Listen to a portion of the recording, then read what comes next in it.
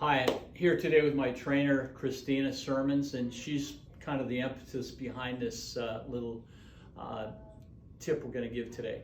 We found working with patients in the clinic that doing super slow motion can really work on the cerebellar area to work on your balance and coordination.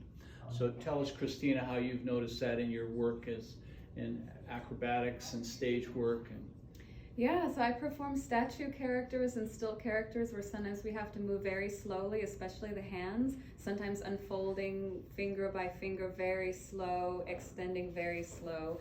So this exercise actually helps with that skill. Right, so when we think about your trainers will probably tell you, don't let the weight momentum take over. You have to keep the muscle under tension for a period of time. So as I'm dropping this weight, if I let momentum take over, I'm not doing the work.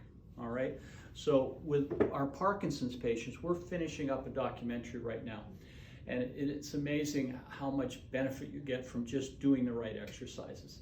So what we've seen with Parkinson's patients, there's a classic resting tremor where the hands might tremor and the feet might tremor at rest. Now we also have intention tremors. When you're starting to do something, there might be a quiver or a tremor as you're hitting a target.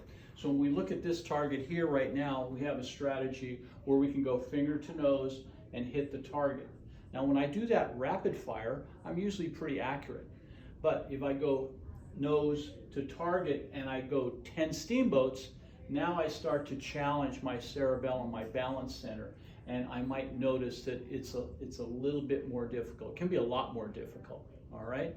So you don't have a target like this at home, you can use a Post-it and you can put your target up on the wall like this.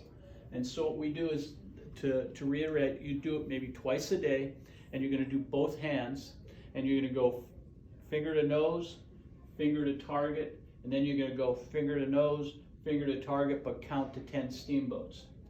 And when you get good at that, you close your eyes and do it. And you'll notice, if you close your eyes and do it, you might be off the target. So that's your progression. Over time, you'll get more accurate and you'll have less of that shaking response. Now, if you feel that you've got an abnormal pattern and you're really having trouble with this, then check with your doctor and they can put you through the tests and let you know if you really have anything to worry about. But this is a good tip for just about all of us, right?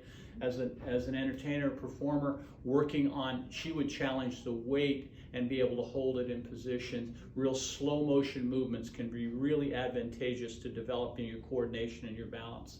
So try it.